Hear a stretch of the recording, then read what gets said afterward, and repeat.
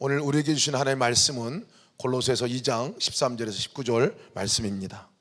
또 여러분은 죄를 지은 것과 육신이 할례를 받지 않은 것 때문에 죽었으나 하나님께서는 여러분을 그리스도와 함께 살리시고 우리의 모든 죄를 용서하여 주셨습니다. 하나님께서는 우리에게 불리한 조문들이 있는 빚 문서를 지워버리시고 그것을 십자가에 못 박으셔서 우리 가운데서 제거해 버리셨습니다.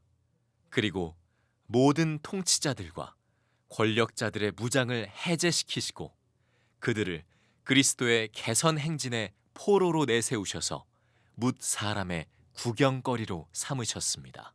그러므로 먹고 마시는 일이나 명절이나 초승달 축제나 안식일 문제로 아무도 여러분을 심판하지 못하게 하십시오.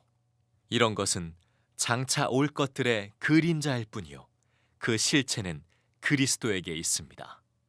아무도 겸손과 천사 숭배를 주장하면서 여러분을 비방하지 못하게 하십시오.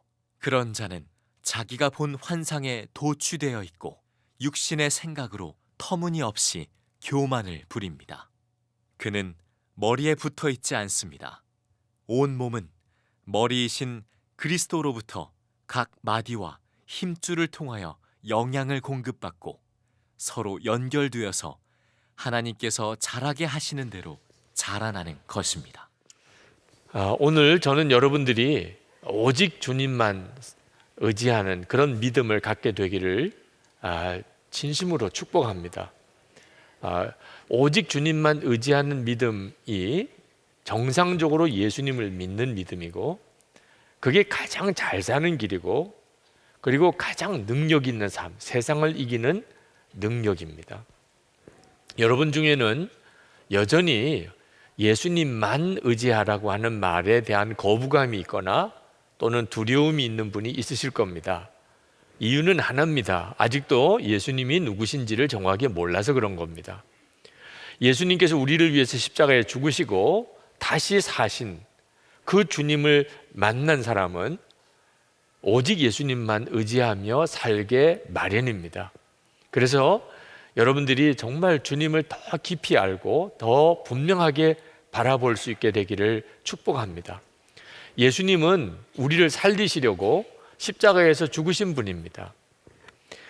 13절 말씀에 여러분은 죄를 지은 것과 육신이 할례를 받지 않은 것 때문에 죽었으나 하나님께서는 여러분을 그리스도와 함께 살리시고 우리가 죽었던 자라는 겁니다. 그리고 예수 그리스도로 살리셨다는 겁니다. 에베소서 2장 1절에도 같은 말씀을 하고 계십니다. 그는 허물과 죄로 죽었던 너희를 살리셨도다 라고 말씀했습니다. 여러분 정말 얼마나 놀라운 일입니까? 죽었다가 살아난 사람입니다. 여러분 성경에 나오는 나사로 이야기 아실 겁니다. 죽었다가 정말 다시 살아난 사람이죠. 여러분 그런 심정이십니까 지금? 죽었는데 예수님 때문에 살아난 사람의 심정입니까? 여러분은 이 말씀을 진짜 믿으십니까? 정말 그 말씀이 여러분의 삶입니까? 만약에 그렇다면 내가 죽었다가 예수님 때문에 살아난 사람이라고 정말 여러분이 믿으신다면 이보다 더 놀라운 간증이 어디 있겠습니까? 무슨 다른 소원이 필요하겠습니까? 죽었던 내가 살았는데 하나님 앞에 뭘 더 구할 게 있겠습니까?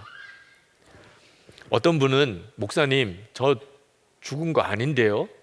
저 죽은 적 없는데요? 이렇게 말씀하시는 분도 있으실 겁니다. 아직까지 그 정도밖에는 복음이 이해가 안 되는 분도 있을 겁니다. 여기서 죽었다는 말은 영이 죽었다는 것입니다. 죄로 인하여 영이 죽습니다. 그 말은 영적인 감각을 다 잃어버린다는 겁니다.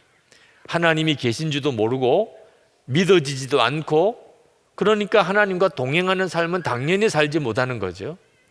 그게 바로 영이 죽었다는 겁니다. 여러분도 그랬던 적이 있었잖아요. 하나님 믿어지지도 않고 그리고 하나님께 예배 드린다는 건 상상도 안 되고 지금 이렇게 예배당에 나와 앉아 있는 것 자체가 기적이신 분이 있잖아요. 얼마 전까지만 해도 상상도 안 되는 일인 분도 있잖아요. 그랬던 우리였던, 영이 죽었던 자. 그런데 예수님 십자가에 달려 보배 같은 피를 흘려주신 바람에 우리가 예수님과 함께 죽고 그리고 예수님으로 살게 됐다는 겁니다. 13절 하반절에 보면 하나님께서는 여러분을 그리스도와 함께 살리시고 우리의 모든 죄를 용서해 주셨습니다. 예수님이 십자가에서 죽으신 것은 우리의 죄를 용서하기 위해서, 속죄하기 위한 은혜가 가장 큰 목적인데, 죄가 사함 받으니까 영이 살잖아요. 그러니까 우리의 영의 죽음은 죄 때문이고, 우리가 예수님의 십자가로 속죄함을 받으니까 영이 살게 된 겁니다. 우리 편에서 생각하면 정말 말할 수 없이 귀한 은혜요, 감사할 제목인데, 객관적으로 보면 이게 사실 말이 안 되는 일입니다. 지옥에 갈 수밖에 없는 우리를 살리시려고 하나님께서 친히 십자가에서 죽으셨다. 여러분, 이건 설명도 안 되고 해석도 안 되고 이해도 안 되는 일입니다. 있을 수도 없는 일입니다. 그렇기 때문에 이것을 은혜라고 하는 것입니다. 이해가 되면 은혜가 아니고 해석이 되면 더 이상 은혜가 아닙니다. 정말 상상이 안 되는 은혜를 우리가 받은 겁니다. 영혼이 살아나기 위해서, 내 영이 살기 위해서. 어느 목사님이 노숙인들을 위한 급식 사역을 시작을 하셨는데, 처음에는 아무도 급식하시는 곳이 없어서 목사님이 그 사역을 시작을 했는데, 점점점 교회와 여러 단체들이 급식을 하기 시작을 했습니다. 그래서 어느 순간에 보니까 너무나 급식하는 데가 많고 서로 경쟁까지 할 정도가 돼서 이제 목사님이 급식을 그만두려고 생각을 했습니다. 그때 주님의 말씀이 그 목사님에게 임했습니다. 너 주변에 급식하는 교회나 단체들이 많지만 그 노숙인들을 위하여, 그 영혼을 위하여 정말 기도하고 그들을 뜨겁게 사랑하고 그 영혼을 살리려고 하는 곳은 도대체 몇 군데나 되느냐. 그 말씀에 목사님이 크게 충격을 받았습니다. 하나님이 나에게 맡기신 것은 밥 먹이라는 게 아니고 그 생명을 살리라, 그 영혼을 살리라고 하는 것이었는데, 내가 그동안에 밥 먹이는 데만 정신이 팔려서 이렇게 마음에 낙심과 방황을 하는구나. 그래서 하나님 앞에 기도를 드렸습니다. 주님, 제가 이제부터 어떤 사람을 주님이 보내시든지 그의 생명을 나에게 맡기신 것인 줄로 알고 제가 그를 위해서 기도하며 섬기겠습니다. 하나님께서 우리에게 관심 갖는 가장 중요한 것은 우리의 영이 사는 것입니다.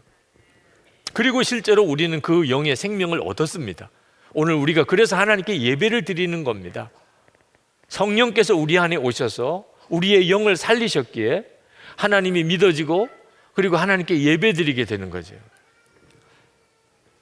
여러분, 예수님을 믿는다는 것 자체가 우리에게 얼마나 놀라운 변화를 가져오게 했는지를 잘 아셔야 합니다. 예수 믿기 쉽다, 어렵다, 그렇게 말할 처지가 아닙니다. 예수님을 믿고 받은 은혜는 정말 말할 수 없이 크고 놀랍고 귀한 것입니다. 우리의 영이 산 거죠. 예수님께서 우리를 그렇게 살리시려고 십자가에 죽으셨고 그리고 우리 안에 오셨습니다. 그랬다면 우리가 예수님만 의지하고 사는 것은 지극히 당연한 일이죠. 만왕의 왕이시고 역사를 주장하시는 그 주님이 지금 내 안에 오셨다면 어떻게 사는 것이 잘 사는 거겠습니까? 어떻게 사는 게 지혜입니까? 내 안에 오신 그 주님만 전적으로 의지하고 사는 것이 가장 잘 사는 거죠. 그걸 어떻게 표현하냐면 나는 죽고 예수로 산다, 그렇게 표현하는 겁니다. 그러니 나는 죽고 예수로 사는 것은 정말 기뻐하고 기뻐할 외침이고 춤을 추고 좋아할 일입니다.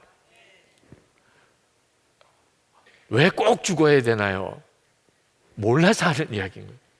정말 몰라서, 그게 얼마나 놀라운 은혜인지를 모르니까 꼭 죽어야 되나요? 예수도 그렇게 믿어야 되나요?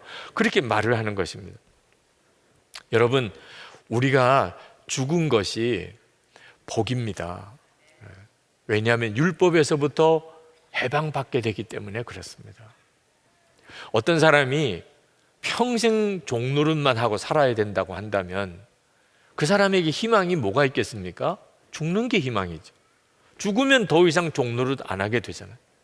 어떤 사람이 평생 갚아도 갚을 길이 없는 빚더미에 산다면 그 사람에게 있어서 희망이 뭐겠습니까? 죽는 거죠. 죽은 사람한테 빚 갚으라고 할 사람이 있겠습니까? 그런데 우리가 다 그런 갚을 수 없는 빚더미에 눌려 살았습니다. 그게 죄였습니다. 그게 율법이 가지고 있는 권세입니다. 율법이 없었다면 죄도 없는 거죠.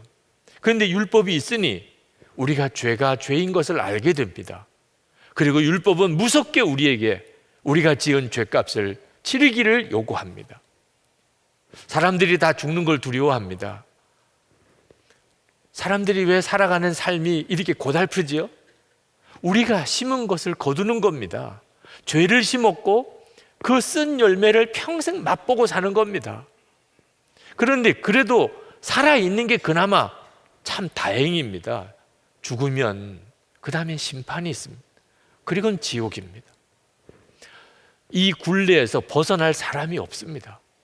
힘써도 안 되고 울어도 안 되고 방법이 없습니다. 이 죄의 값의 무서운 굴레를 어떻게 벗어나지요? 근데 여기에 복음이 있는 겁니다. 예수 그리스도께서 십자가에 죽으실 때 우리도 같이 죽었다는 겁니다. 예수님과 우리를 하나님께서 연결시키셨습니다. 예수님이 죽으신 겁니다. 그런데 하나님은 예수를 믿는 자가 되면 예수님과 연합하게 해서 예수님이 죽은 것이 내가 죽은 것이 되게 하시겠다는 거예요. 여러분, 내가 죽었으니 이제는 율법에서부터 벗어나게 된 겁니다. 모든 죄가 다 지워졌습니다. 죽은 우리에게 어떻게 죄값을 치르라고 할 수 있겠어요? 이미 죄의 값은 사망인데 예수님과 함께 이미 죽은 우리에게 율법이 무슨 힘이 있겠습니까? 14절에 하나님께서는 우리에게 불리한 조문들이 들어있는 빈 문서를 지워버리시고 그것을 십자가에 못 박으셔서 우리 가운데서 제거해 버리셨습니다. 여러분, 이 구절을 정확하게 기억하셔야 됩니다. 하나님께서 우리가 그토록 굴레에 사로잡혀서 죄의 종노릇하고 율법의 저주 아래에 있었던 우리를 주님이 십자가에서 완전히 다 그 빈 문서를 제거해 버리시고 그 율법을 다 지워 버리시고 우리를 그 가운데서 건져내셨어요. 이것이 십자가의 은혜입니다. 예수 믿은 축복이 뭐죠? 모든 죄가 사함받고 지옥에서부터 건짐을 받은 것입니다. 그러므로 나는 죽었습니다. 이건 정말 황홀한 고백입니다. 그렇게 고백할 수 있게 해주신 은혜가 감사한 것이죠.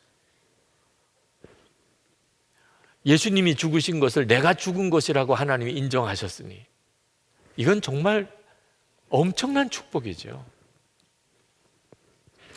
여러분, 우리는 이게 정말 웬 은혜인가, 이게 웬 복인가, 그렇게 하나님 앞에 감사할 사람들입니다. 이것이 정상적인 그리스도인의 마음이고 정상적인 그리스도인의 고백입니다.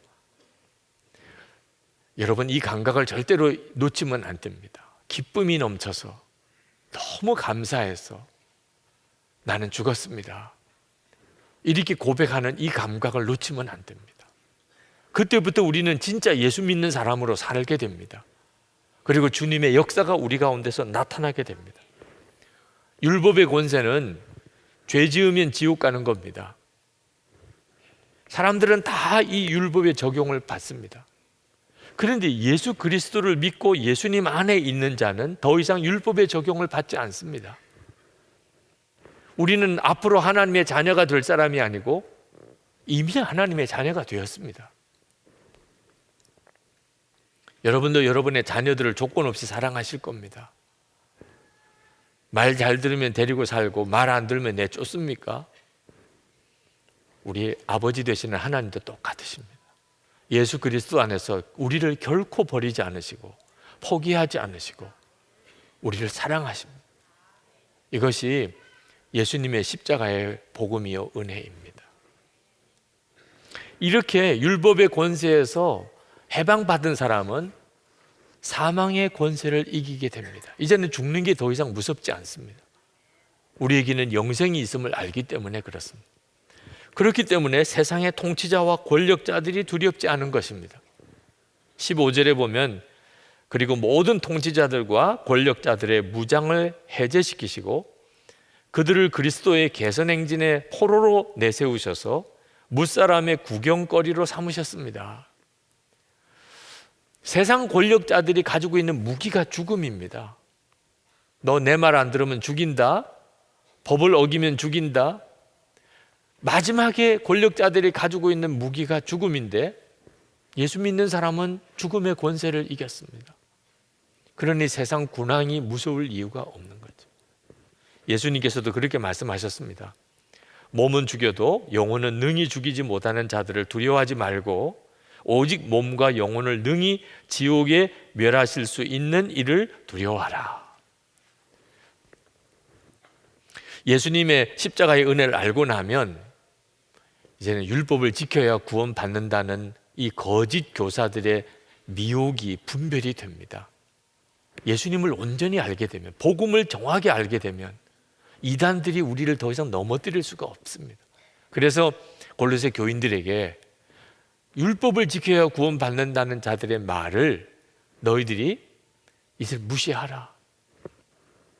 16절 17절에 말씀합니다. 그러므로 먹고 마시는 일이나 명절이나 초승달 축제나 안식일 문제로 아무도 여러분을 심판하지 못하게 하십시오.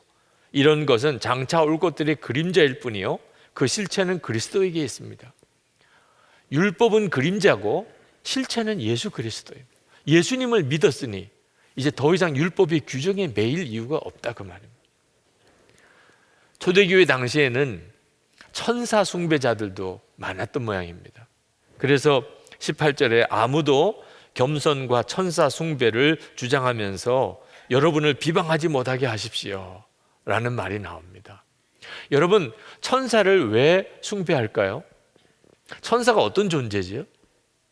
우리가 죄인이어서 거룩하신 하나님 앞에 감히 나갈 수가 없으니 하나님과 우리 인간 사이를 연결해주는 메신저가 필요한데 그래서 천사가 그 역할을 했던 겁니다. 하나님의 말씀을 가지고 사람을 만나서 전해주는 일. 그래서 그 천사를 만나고 천사를 만난 체험을 했던 사람들은 대단히 영적으로 자랑스럽고 또 교만하기까지 했습니다. 나는 천사를 만났어. 천사가 나에게 이렇게 말을 했어. 근데 사도 바울은 다 쓸데없는 말이 되어버렸다는 거예요. 왜 그렇죠? 예수님 그분이 우리 안에 오셨으니 하나님이 내 안에 오셨는데 천사가 무슨 소용이 있습니까? 왜 천사의 말을 꼭 들어야 됩니까? 내 안에 주님이 오셨는데. 그래서 천사 숭배자들을 사도 바울이 그 실상을 드러낸 겁니다. 그들은 예수님을 모르기 때문에 하는 이야기들입니다. 예수 그리스도는 이미 우리 안에 오셨어요. 그러니까 우리가 어떻게 살아야 하지요? 우리 안에 오신 예수님, 그분을 나의 주인으로 삼고 그리고 그 예수님에게 오직 의지하여 사는 것뿐이죠. 우리가 이렇게 예수님을 믿으면 예수님은 우리를 반드시 지키시고 그리고 우리의 교회를 세우시고 영적으로 우리가 성장해서 장성하게 만드십니다. 19절에 온 몸은 머리이신 그리스도로부터 각 마디와 힘줄을 통하여 영양을 공급받고 서로 연결되어서 하나님께서 자라게 하시는 대로 자라나는 것입니다. 여러분, 예수님이 머리라는 고백은 예수님이 생명이시다, 예수님이 내 주인이시다, 그런 뜻입니다.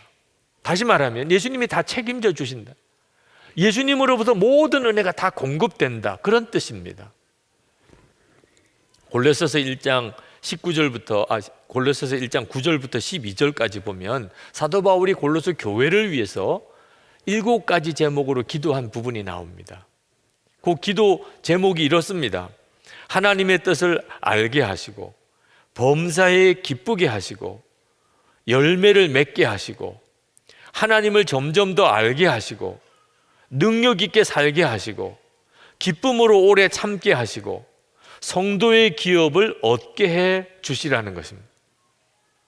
여러분, 주목해 볼 내용은 골로새 교인들 보고 그렇게 살라고 말한 게 아니라는 겁니다. 하나님께서 그렇게 해 주신다. 하나님께서 그렇게 하게 해 주신다.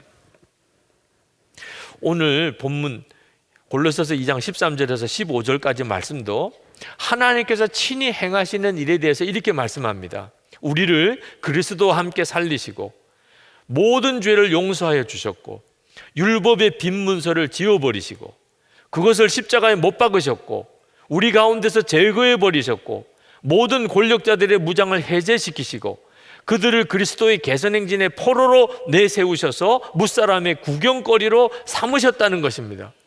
한마디로 하나님이 다 하셨다는 것입니다. 예수 그리스도께서 우리에게 모든 은혜를 다 주셨고 이미 주셨고 또 주실 것입니다. 여러분 중에는 예수님이 뭐 밥도 떡도 준 것도 없는데, 나 예수 믿었지만 별로 복 받은 것은 없는데, 그러신 분이 있으실 거예요. 예수님으로부터 별로 받은 게 없다고 생각하시는 분, 제가 여러분이 받은 것 좀 말씀드릴까요? 네. 자, 속죄함 받으셨습니까? 못 받은 분 있으면 한번 손 들어 보십시오. 네. 예수 그리스도로 인하여 속죄의 은혜를 못 받은 사람 한 사람도 없습니다. 본인이 믿지 않는 것은 어쩔 수 없지만 모든 사람을 위하여 예수님은 십자가에 죽으셨습니다. 그거 하나만 가지고도 다른 것은 다 소용이 없을 정도. 예수 그리스도로 인하여서 내가 속죄함을 받았다. 모든 은혜는 거기서부터 시작하는 겁니다. 모든 복은 다 거기서부터 시작하는 겁니다. 예수님이 여러분의 생명이 되셨습니다. 이 복 못 받으신 분 한번 손 들어보세요. 예수님이 여러분의 생명이 되셨습니다. 여러분과 함께 옛사람 십자가에 죽고 그리고 부활의 주님으로 다시 살게 하셔서 여러분이 영생을 얻었습니다. 예수 믿고 영생 못 받으신 분 손 들어 보시라니까. 의롭다함을 받았습니다. 우리가 의로워져서 의롭다 인정받은 게 아니고 예수 믿고 우리는 의로운 자라는 인정을 받았습니다. 우리는 거룩한 자라는 인정을 받았습니다. 우리는 하나님의 자녀라고 하는 인정을 받았습니다. 예수님 우리 안에 오셔서 우리의 생명 되시고 우리와 함께 사시는 은혜를 받았습니다. 여러분, 받아도 그만 안 받아도 그만인 것들도 있습니다. 돈, 성공, 뭐 인기, 뭐 건강, 우리가 살아가는 동안에 다 필요한 것들이지만 받아도 그만이고 못 받아도 그만입니다. 돈, 뭐 인기, 성공, 건강 가진 분들 한번 찾아가서 이제는 만족하십니까? 한번 물어보시기 바랍니다. 실제로 가지고 보면 그게 진짜가 아니라는 것을 누구나 다 압니다. 여러분 죽고 난 다음에 하나님 앞에 가서 왜 나는 돈 안 주셨습니까? 나는 왜 성공 못 하겠습니까? 왜 내게는 인기나 왜 내게는 건강을 안 주셨습니까? 하나님 앞에 따지고 원망할 사람 여기 한 사람도 없습니다. 하나님 앞에 가보면 예수님 한 분이면 진짜 충분합니다. 하나님께서 가장 오르십니다. 하나님이 나에게 가장 좋은 걸 주셨습니다. 다 그렇게 고백할 겁니다. 받아도 그만 못 받아도 그만인 것들은 하나님께서 어떤 분에게는 주님의 뜻대로 주시기도 하고 안 주시기도 하십니다. 그러나 반드시 받아야 될 게 있습니다. 누구라도 다 받아야 될 게 있습니다. 속죄의 은혜, 영생의 생명, 의롭다함을 받은, 거룩하다 인정받는 것, 하나님의 자녀라고 인정받는 것, 주님이 함께 오셔서 동행해 주시는 은혜, 이 은혜는 다 받아야 합니다. 반드시 받아야 합니다. 근데 이 모든 은혜가 다 예수 그리스도 안에 있습니다. 그래서 예수 그리스도 안에 사는 사람이 부족함이 없는 것입니다. 사도 바울이 자기는 모든 형편에 자족하는 법을 배웠다고 그랬습니다. 부자로 처하는 법도 배웠고 가난한 자로 처하는 법도 배웠고 모든 형편에 자족한 일체의 비결을 배웠다. 도대체 그 비결이 뭘까요? 예수님 안에서 사는 겁니다. 빌립보서 4장 13절 말씀에 보면 내게 능력 주시는 자 안에서 내가 모든 것을 할 수 있느니라. 예수님 안에 사는 것이 얼마나 놀라운가 말이에요. 예수님 그분이 모든 것을 가지신 분입니다. 그러므로 여러분 이제 힘쓸 일이 뭐 있습니까? 오직 주님만 의지하고 사는 것, 그거 하나 힘쓰는 거죠. 예수님이 십자가에 죽으시고 우리에게 원하셨던 일이 뭐겠습니까? 우리의 죄를 다 용서하시고 그리고는 천국에서 우리가 올 때까지 계속 기다리고 계시는 것이 주님이 하신 일이겠습니까? 우리 안에 오셔서 우리 생명이 되시고 그리고 우리의 삶을 친히 인도하시고 우리로 하여금 세상을 이기는 승리의 삶을 살게 하시는 것이 우리 주님의 뜻인 거죠. 중국 청년들과 예수 동행 세미나를 했습니다. 그리고 소감을 물어봤습니다. 그 중국 청년들이 하는 이야기가 예수님이 우리 마음에 계시다는 것은 자기들도 중국에서 교회 다니면서 들어봤다는 겁니다. 그런데 믿어지지가 않더라고요. 이거 기가 막힌 거죠. 예수님이 내 안에 계시다는 걸 들어본 적은 있는데 실제로 믿지는 못했다는 겁니다. 그런데 예수 동행 세미나를 하면서 정말 예수님이 내 안에 계시구나, 정말 주님이 내 안에 계시구나, 그 사실을 분명하게 확신하게 됐다는 거예요. 그래서 이제는 예수님과 동행하는 삶을 살 수 있게 됐다는 거예요. 그게 너무 큰 충격이고 너무나 감사하다고 그랬어요. 여러분 중에도 예수님이 여러분의 마음이 계시다는 걸 듣기만 했지 아직도 믿어지지 않은 분이 있습니까? 오늘 이 시간에 믿음으로 붙잡으세요. 여러분, 이거 뒤로 미룰 일이 아닙니다. 지금 이 시간에 주님, 제가 이제는 내 주인은, 내 삶의 주인은 예수님이신 것과 주 예수님이 지금 저와 함께 계신 것을 제가 정말 믿겠습니다. 나를 이끌어 주소서. 내가 주님만 의지합니다. 여러분 정말 그렇게 결단하고 고백해 보시기 바랍니다. 극작가였던 버나드 쇼가 묘비에 자기가 이렇게 써달라고 해서 묘비에 쓰여진 글이 있습니다. 우물쭈물 하다가 이렇게 돼버렸네. 참 기가 막힌 거죠. 네. 사람들이 평생 우물쭈물 하다가 정말 중요한 결단 한번 제때 못 내리고 그렇게 살다가 결국은 인생 끝나버리는, 정말 우리가 그렇습니다. 예수님은 내 안에 계시다고 그렇게 듣고 나는 죽고 이제는 예수로 사는 거라고 그렇게 듣고도 나는 이제 정말 주님만 의지하고 살겠습니다, 그 결단 한번 제대로 못하고 계속 교회만 왔다 갔다 하는 식으로 그렇게 믿다가 그렇게 인생을 끝나게 되면 여러분 그게 얼마나 비참합니까? 오늘 이 시간에 여러분 분명하게 결단할 수 있게 되기를 바랍니다. 정말 주님과 친밀히 동행할 수 있을까요? 가정에서나 일터에서나 교회에서나 정말 내가 변화된 삶을 살 수 있을까요? 물론입니다. 하나님이 해주신다니까. 여러분이 주님을 바라보고 주님만 의지하고 예수님이 내 주인이시라고 분명히 믿고 살면 주님이 해주신다니까. 19절 말씀에 하나님께서 자라게 하시는 대로 자라나는 것입니다. 하나님께서 하신다는 거예요. 요즘 금요 성령 집회 때 일상의 기적을 체험하라 하는 제목으로 말씀을 전하고 그리고 믿음의 실험을 하고 있습니다. 제가 기적을 좋아해서 그런 게 아닙니다. 예수님, 만왕의 왕이신 주님이 나와 함께 계신 게 정말 믿어지게 되니까 주님께서 내 일상에 기적을 행하시는 것이 너무나 당연하다고 믿어지는 겁니다. 환자들이 와서 기도를 요청합니다. 저는 환자들을 고칠 힘이 아무것도 없습니다. 근데 그때마다 주님이 제게 말씀하십니다. 내가 병자를 고치려고 하지 마라. 나만 바라보라. 그리고 그 병자도 나만 바라보게 하라. 내 안에만 거하라. 내게 순종하게만 하라. 내 마음을 품으라. 주님이 제게 하시는 것은 그게 전부입니다. 여러분, 예수님이 우리 안에, 제 안에 계시다는 것 기적 중에 기적입니다. 예수님 안에 모든 기적이 다 있습니다. 그러니 일상에서 기적을 경험하고 사는 것은 지극히 당연한 거죠.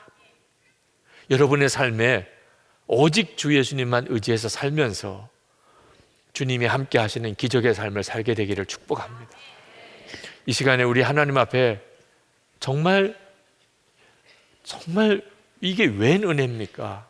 하나님, 제게 이렇게 은혜를 주신 하나님의 뜻이 무엇입니까?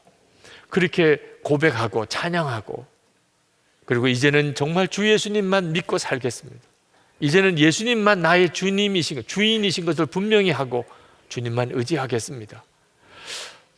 결단하는 기도를 우리 같이 드리십시다. 9절에서 14절 말씀입니다. 그러므로 우리가 여러분의 소식을 들은 그날부터 우리도 여러분을 위하여 쉬지 않고 기도합니다. 우리는 하나님께서 여러분에게 모든 신령한 지혜와 총명으로 하나님의 뜻을 아는 지식을 채워주시길 빕니다. 여러분이 주님께 합당하게 살아감으로써 모든 일에서 그분을 기쁘게 해드리고 모든 선한 일에서 열매를 맺고 하나님을 점점 더 알고 하나님의 영광의 권능에서 오는 모든 능력으로 강하게 되어서 기쁨으로 끝까지 참고 견디기를 바랍니다. 그리하여 성도들이 받을 상속의 몫을 차지할 자격을 여러분에게 주신 아버지께 여러분이 빛 속에서 감사를 드리게 되길 우리는 바랍니다. 아버지께서 우리를 암흑의 권세에서 건져내셔서 자기의 사랑하는 아들의 나라로 옮기셨습니다. 우리는 그 아들 안에서 구속, 곧 죄 사함을 받았습니다. 여러분, 새해에는 예수님과 더 친밀하고 주님과 더 깊이 동행하는 한 해가 되시기를 축복합니다. 우리가 다 예수님을 믿지만 그러나 더 깊이 주님을 알고 동행하는 삶을 살자는 겁니다. 이것이 골로새 교회에 편지를 보내신 사도 바울이 편지를 쓴 목적이기도 합니다. 사도 바울은 골로새 교회에 이단이 역사하고 있다는 사실을 듣고는 그때부터 전심으로 골로새 교회를 위해서 기도를 했다고 했습니다. 9절 말씀해 보면 우리가 여러분의 소식을 들은 그날부터 우리도 여러분을 위하여 쉬지 않고 기도합니다. 대단히 심각하다고 보신 거죠. 아마 골로새 교인들은 사도 바울의 심정을 충분히 이해하기 쉽지 않았을 겁니다. 왜냐하면 그들이 생각하기에 이단도 일리가 있다, 이단이 하는 말도 옳은 말이네, 이렇게 생각하는 수 있었던 때이기 때문에 그렇습니다. 그러나 사도 바울은 그게 얼마나 무서운가를 알고 있었기 때문에 소식을 들은 날부터 골로새 교회를 위해서 전심으로 기도를 했고, 그 기도의 내용은 골로새 교회에 신령한 지혜와 총명함을 주셔서 하나님의 뜻을 분별할 수 있게 해달라고 기도를 했습니다. 여러분, 이것은 우리에게도 매우 필요합니다. 지금도 우리 주변에는 온갖 이단과 또 하나님을 대적하는 사상들이 난무하고 있습니다. 우리에게 신령한 지혜와 총명함이 없다면 우리도 다 흔들리게 됩니다. 우리가 살아가는 세상은 모든 게 가치가 뒤죽박죽이 되어 있습니다. 그건 마귀가 그렇게 한 겁니다.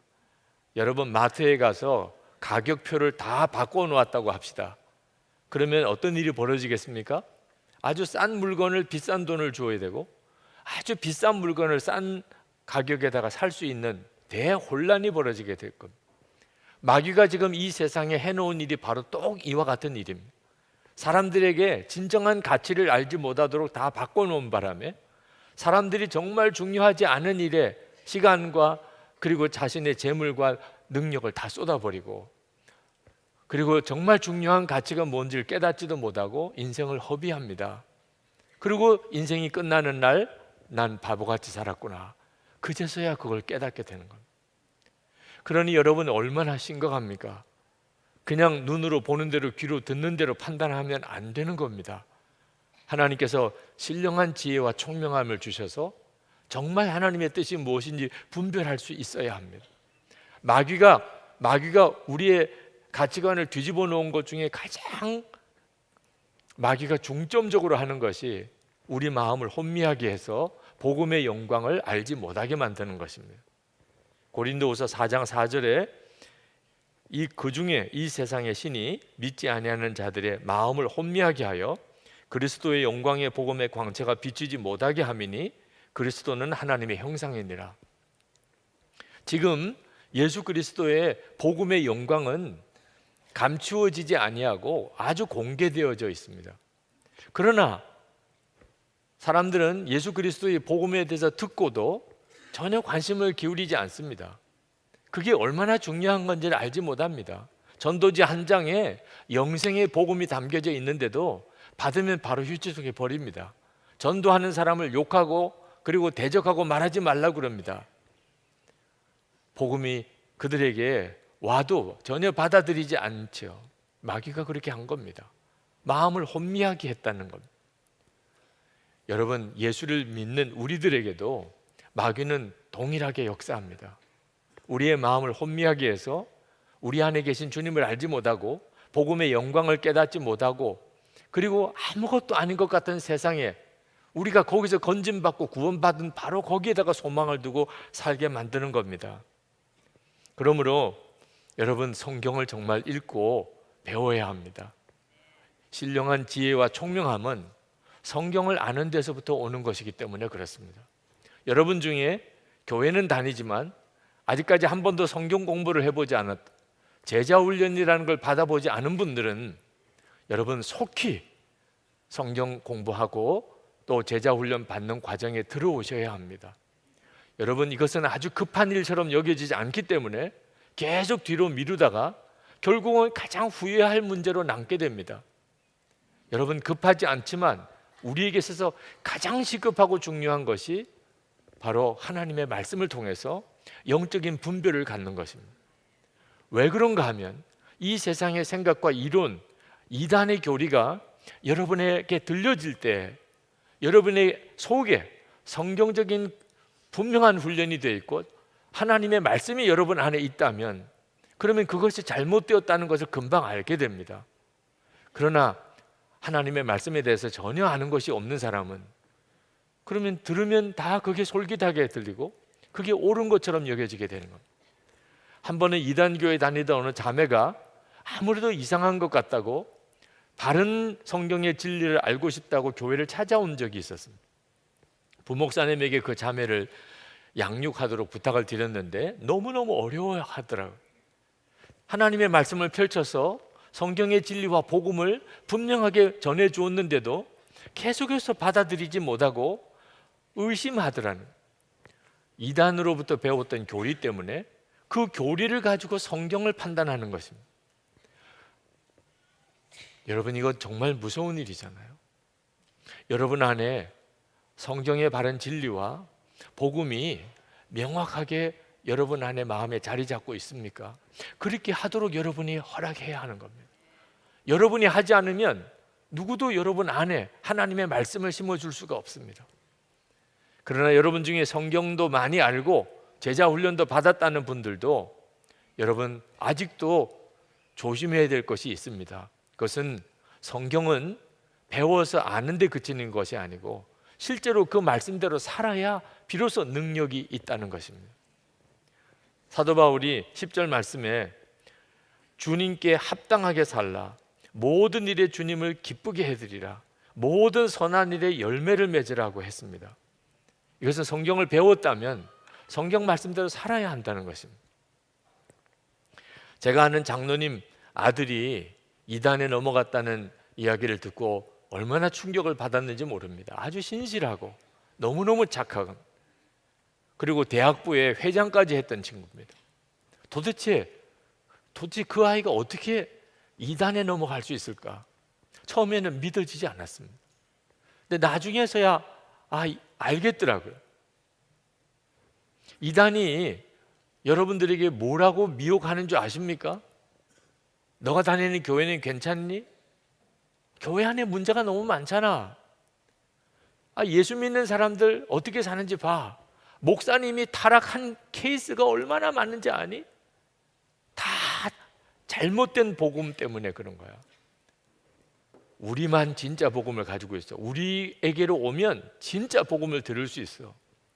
성경을 알지만 성경대로 살지 않는 모습을 보고 자랐기 때문에 그 말 앞에 그냥 맥없이 무너지는 거죠. 우리가 하나님의 말씀을 알았다면 하나님의 말씀대로 살아야 합니다. 우리 자신의 영혼도 중요하고 우리 자녀들에게도 이건 대단히 중요한 것입니다. 여러분, 우리가 정말 붙잡아야 하는 것은 정말 하나님의 말씀, 하나님이 정말 누군지에 대한 바른 지식입니다. 로마서 10장 2절에 보면 내가 증언하노니 그들이 하나님께 열심히 있으나 올바른 지식을 따른 것이 아니니라. 하나님께서 유대인을 선민으로 택하셨다가 왜 복음이라는 촛대를 이방인에게로 옮기셨습니까? 유대인들이 하나님에 대한 열심은 있는데 하나님에 대한 열심이 바른 지식에서부터 나온 게 아니었기 때문이라는 것. 다시 말하면 하나님에 대해서 정확하게 알지 못했기 때문에 하나님께서 결국은 그 열심 있는 믿음이 있었지만 촛대를 옮기신 거죠.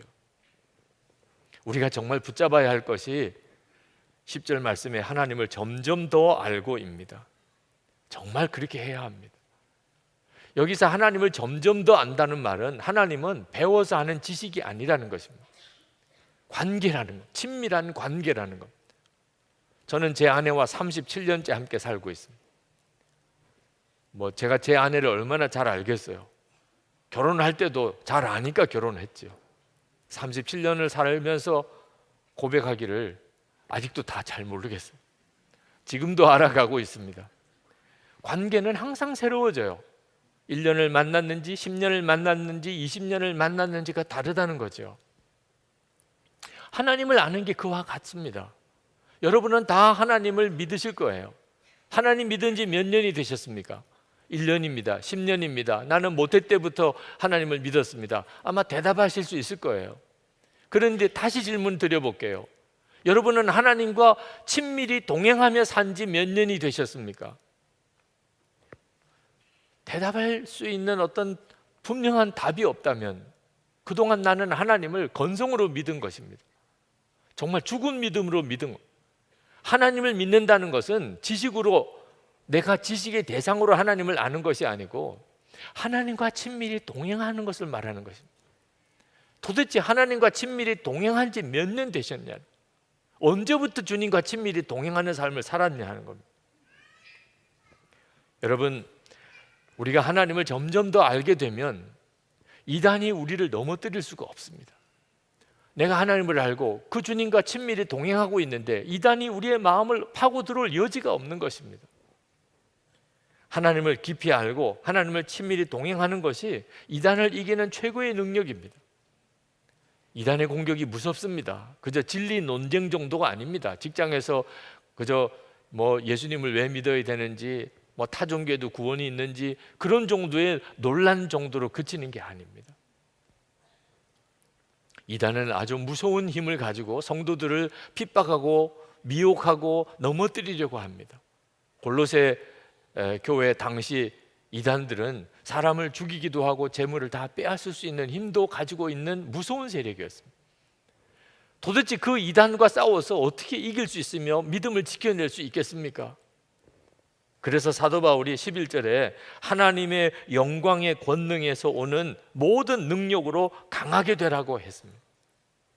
우리가 하나님을 믿을 때 우리가 강하게 되어야 됩니다. 그 도대체 어떤 사람이 강한 것입니까? 하나님의 영광을 아는 사람입니다. 그냥 하나님에 대해서 지식을 가지고 있는 게 아니고 내가 하나님을 점점 더 알게 되면서 하나님의 영광이 얼마나 큰지를 알게 된 사람. 하나님을 알고 하나님의 영광을 본 사람은 마귀가 아무리 미혹해도 아무리 공격해도 그를 넘어뜨릴 수가 없습니다. 사도 바울은 기쁨으로 끝까지 참고 견디기를 바랍니다. 그렇게 말씀했습니다. 억지로 참고 견디는 사람은 오래 버텨낼 수가 없습니다. 어떤 사람이 끝까지 참고 견뎌냅니까? 기쁨으로 할 수 있는 사람. 아니 도대체 핍박도 오고 환난도 오는데 미혹도 오는데 어떻게 그것을 기쁨으로 끝까지 참고 견딜 수 있습니까? 주님을 아니까. 살아계신 하나님과의 깊은 교제 속에 내가 살고 있기 때문에. 그러니 기쁨으로 얼마든지 견디고 참고 기다릴 수 있는 것입니다. 예수님께서 겟세마네 동산에서 하나님께 기도하시기를 내 원대로 마시옵고 아버지의 원대로 되기를 원하나이다. 그렇게 기도하셨습니다. 내 원대로 마시옵고 어떻게 이런 기도를 할 수 있습니까? 여러분은 하나님께 어떻게 기도하십니까? 여러분이 원하는 것을 해달라고 기도하잖아요. 그런데 어떻게 내 원대로 하지 마시고 이런 기도를 드릴 수 있냐 말입니다. 도대체 누가 그런 기도를 할 수 있겠습니까? 우리가 만약에 내 원대로 마시고 아버지의 원대로 되기 원합니다 라고 우리가 기도할 수 있다면 해결 안 될 문제가 없습니다. 여러분 자신이나 가정이나 일터나 여러분의 삶의 모든 현장에서 내 원대로 하지 마세요. 아버지 뜻대로 해주세요. 이렇게 하면 응답 못 받을 기도가 없습니다. 근데 어떻게 그런 기도를 할 수 있죠? 하나님을 아는 사람이 그렇습니다. 하나님을 알지 못하니까, 그러니까 내 원대로 해달라고 기도하는 거죠. 하나님을 정말 알고 하나님의 그 지혜를 알고 하나님의 그 사랑과 능력을 내가 알고 나면 내 원대로 기도할 이유가 없어요. 아버지 원대로 하소서, 아버지 뜻대로 하소서. 하나님을 점점 더 알아가는 것은 얼마나 놀라운 것인지 모릅니다. 처녀의 몸으로 인도로 선교사로 가겠다고 하는 자매가 있었습니다. 다들 걱정을 했습니다. 인도라고 하는 나라가 참 어려운 나라인데 결혼도 하지 않은 그런 자매가 인도 땅 가서 어떻게 버텨내며 거기서 생존하며 거기서 사역까지 할 수 있을까? 그런데 그 자매는 확신을 가지고 있었어요. 하나님이 나를 인도로 보낸다는 것. 우리 교회에서 협력 선교사로 있는 최수진 선교사 이야기입니다. 그분이 인도로 갔습니다. 아니나 다를까 첫 번째 편지가 왔는데 너무너무 힘들어하는 편지가 왔습니다. 예배 드릴 수 없다는 게 얼마나 고통스러운 것인지. 그런데 참 잘 극복해냈어요. 어느 날 또 편지가 왔는데 이제는 완전히 인도 사람이 되겠다는 거예요. 그리고 인도 형제와 결혼을 약속했다는 거예요. 여러분, 우리나라도 시집살이 어렵다고들 하잖아요. 그런데 인도의 카스트 제도 아래에 있는 그 인도 집안에 외국인으로서 결혼을 해서 그 집에 가서 그 어른들을 다 섬겨야 되는 일이 얼마나 어려웠겠습니까? 그런데도 그는 교회도 개척하고 그리고 어린이 사역도 하고 그리고 버림받은 여성들을 돌보는 사역도 훌륭하게 잘 감당해냈습니다. 최근에 그는 버림받은 여성들을 위한 센터를 짓는데 한 2억 정도가 들어가는 예산인데 그걸 어떻게 감당하나 싶었더니 한 8천만 원 정도 모자란 상태에서 지금 건축 중에 있습니다. 그 나머지 예산이 되면 다 지을 수 있다고 하는 거예요. 아들을 낳았는데 다니엘이라고 아주 총명한 아이였습니다. 고등학교 진학을 하게 됐는데 인도말, 한국말 완벽하게 다 하는 정말 놀라운 인재였어요. 우리 은천장학회에서 장학생으로 그 아이를 돕기로 했습니다. 그런데 학교에서 운동을 하다가 무릎을 크게 다쳤습니다. 수술을 하기 위해서 한국에 와야 될 사정이 생겼습니다. 그런데 교회 교인들이 찾아왔대요. 그 인도의 차밭에서 그 말할 수 없이 힘든 고생스러운 일을 하면서 한 달 생활비로 월급을 받는 것이 5만 원인 사람들, 13가정 20명의 성도들이 모인 교회에서 봉투를 하나 만들어서 선교사님 아들이 수술을 해야 된다고 하는데 우리가 헌금을 좀 모아왔습니다. 그리고는 오셔서 간절한 마음으로 그 아들을 위해서 기도해 주고 가시더래요. 그들이 헌금을 하면 얼마나 했을까 싶어서 열어보니까 80만 원이었습니다. 16명이 한 달을 살아야 될 생활비가 다 거기에 들어있는. 그 선교사님이 그걸 열어보는 순간에 얼마나 울었는지 모른다. 과연 인도 현지 교인들이 복음을 알기는 알까? 말씀은 정말 제대로 받았을까? 믿음은 정말 생겼을까?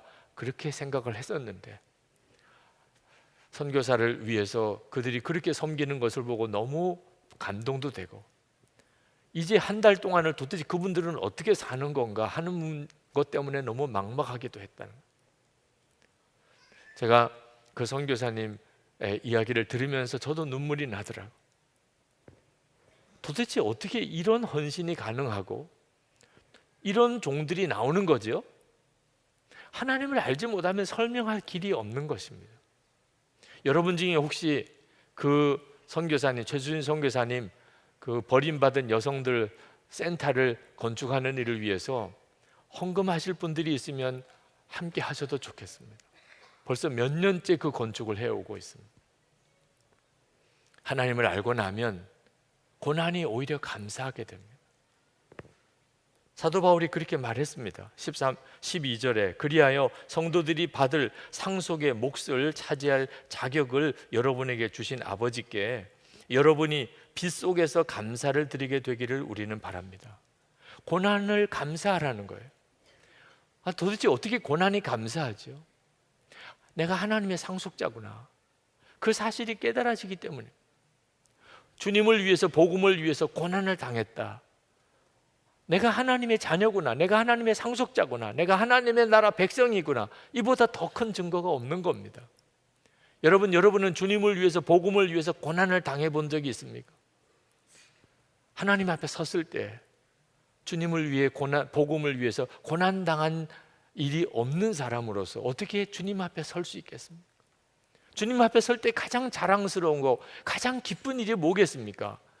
주님을 위해서 고난당했던 일인 거예요. 그래서 고난이 감사하다는 것이죠. 13절 말씀에 하나님을 알아갈 때 오는 더 큰 감격이 나옵니다. 아버지께서 우리를 암흑의 권세에서 건져내셔서 자기의 사랑하는 아들의 나라로 옮기셨습니다. 엄청난 말씀을 하고 계십니다. 우리를 암흑의 세력에서 하나님의 나라로 옮기셨다는 거예요. 앞으로 옮기실 게 아니고 이미 옮기셨다는 것입니다. 아니, 우리가 죽고 천국에 간 것도 아닌데, 예수님이 재림에 오셔서 새하늘과 새 땅이 이루어진 것도 아닌데 어떻게 우리를 하나님의 나라로 옮기셨다고 말하는 것입니까? 하나님의 나라는 공간 개념이 아니고 통치 개념이라는 사실을 알면 이 말씀이 이해가 됩니다. 여러분, 주님이 재림에 오셔야 예수님이 왕이신 나라가 이루어지는 게 아닙니다. 우리가 죽고 난 다음에서야 영원히 하나님, 왕이신 하나님과 함께 사는 거 아닙니다. 우리가 나는 죽고 예수로 사는 믿음이 분명하면 이 세상에 사는 동안 예수님은 왕 되셔서 우리를 다스리시게 됩니다. 우리가 바로 이 세상에서 하나님의 나라를 동시에 살게 되는 것입니다. 하나님의 다스리심이 있는, 나는 죽었습니다 이렇게 고백하는 것이 하나님의 나라의 백성으로 사는 놀라운 특징인 것입니다. 그 일이 지금 우리 가운데 이루어졌다는 것입니다. 이 모든 은혜가 어디서부터 나오는 줄 아십니까? 속죄의 은혜입니다. 14절 말씀에 우리는 그 아들 안에서 구속 곧 죄사함을 받았습니다. 너무나 많이 듣던 말씀이죠. 예수 그리스도 하나님의 아들을 통해서 우리가 죄사함을 받았습니다. 근데 너무 많이 들었던 말씀이기 때문에 감동이 없을까 봐 걱정이 됩니다. 이 말씀을 들은 골로새 교회 교인들에게 얼마나 이것이 충격이었는지 여러분 이해하시기 쉽지 않으실 겁니다. 우리가 예수 그리스도 때문에 우리의 모든 죄가 사함을 받았다. 골로새 교인들에게는 정말 세상이 뒤집어지고 하늘문이 열리는 것 같은 놀라운 복음입니다. 우리에게도 똑같습니다. 지금 우리 모두에게도 가장 놀라운 복음, 우리의 삶의 형편이 어떠하든지 상관없이 항상 기쁘고 감사하게 살 수 있는 이유, 모든 은혜의 시작입니다. 우리가 예수 그리스도로 인하여 모든 죄가 사함을 받았다는 것입니다. 어떤 목사님이 저에게 이렇게 말씀하셨습니다. 매일 일기를 쓰면서 주님과 친밀히 동행하는 것은 유기성 목사님이나 하실 수 있는 일입니다. 모든 사람이 다 할 수 있는 게 아닙니다. 제가 그 목사님에게 눈을 쳐다보면서 물었습니다. 목사님과 내가 다른 게 도대체 뭐가 있습니까? 저는 지옥에 갈 수밖에 없는 죄인이었어요. 그런데 예수님께서 저를 위해서 십자가에 피 흘려 주셨습니다. 그 주님의 흘리신 피 때문에 제가 사함을 받았습니다. 그리고 주님과 동행하는 삶을 살게 됐습니다. 목사님은 다릅니까? 저만 그렇습니까? 제가 알고 있는 한 가지, 나는 지옥 갈 수밖에 없는 죄인이었다. 그런데도 하나님이 나를 사랑하셨다. 십자가에서 피 흘려 죽기까지 해주셨다. 목사님을 위해서는 그렇게 안 하셨습니까? 그 사실이 정말 믿어지는 순간부터 지금도 주님은 나와 함께 계시고 나를 사랑하시고 내가 주님과 동행할 수 있다고 그게 믿어졌어요. 또 그렇게 되기를 사모하는 마음이 생겼습니다. 이것이 어째서 유기성 목사는 되고 다른 사람은 안 된다고 말하는 것입니까? 여러분, 십자가를 바라보세요. 십자가를 바라보면 무엇이 보입니까? 지옥이 보이죠. 지옥. 아니, 예수님께서 왜 십자가에 달려 죽으셔야 됐습니까? 만약에 지옥이 없다면, 그냥 천국밖에 없다면 예수님이 굳이 십자가에 죽으실 이유가 뭡니까?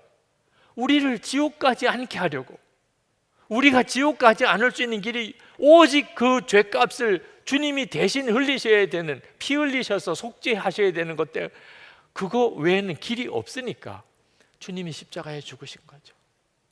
우리가 하나님의 심판이 있고, 그리고 지옥이 있고, 그리고 거기서 우리가 건짐을 받았음을 안다면, 그것이 주님의 피 흘리심 때문에 된 것인 줄 정말 안다면, 우리는 항상 기뻐하고 범사에 감사하며 살 수 있는 사람이 됩니다. 지옥도 모르고 심판도 믿지 않으니까 속죄가 뭐가 중요한지 모르는 거예요. 아니, 도대체 죄 사함을 받았다는 게 무슨 돈이 나오는 겁니까? 죄 사함을 받았다, 속죄함을 받았다고 믿으면 무슨 세상에 성공의 길이 열립니까? 모르는 거예요. 현실주의자들, 세상만 보는 사람에게는 예수님의 피로 속죄함을 받았다는 게 아무런 가치가 없는 것처럼 보이는 것입니다.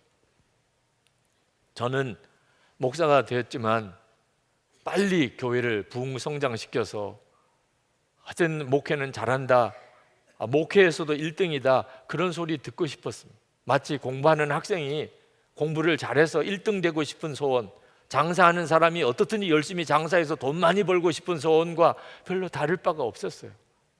그렇게 열심히 목회를 하니까 교회는 부흥성장하기도 했지만 그것은 저에게 계속해서 스트레스가 됐어요. 설교 잘한다는 목사라는 소리 듣고 싶어 토요일 밤이면 온 집안이 그냥 초비상이 걸릴 정도, 그렇게 설교 준비하고 했는데, 그렇다고 뭐 신통하게 설교를 잘한 것도 아니면서도 고생만 엄청 하고 그렇게 스트레스 받고 목회했던 사람이 저 자신이었습니다. 거기서 저를 구원해 주신 것은 십자가에 주님을 바라보는 눈이 뜨여서입니다. 얼마나 눈물이 많이 흘렀는지 몰라요. 주님의 십자가에 달리신 주님의 모습을 바라보면서 얼마나 많이 울었는지 몰라요. 제가 지옥에 갈 수밖에 없는 죄인이라는 사실이 그냥 깨달아졌어요. 나를 위해서 주님이 저렇게 피 흘려 주신 것 자체가 이해할 수도 없는 그 엄청난 사랑에 완전히 압도되었습니다. 모든 게 달라져 버렸어요.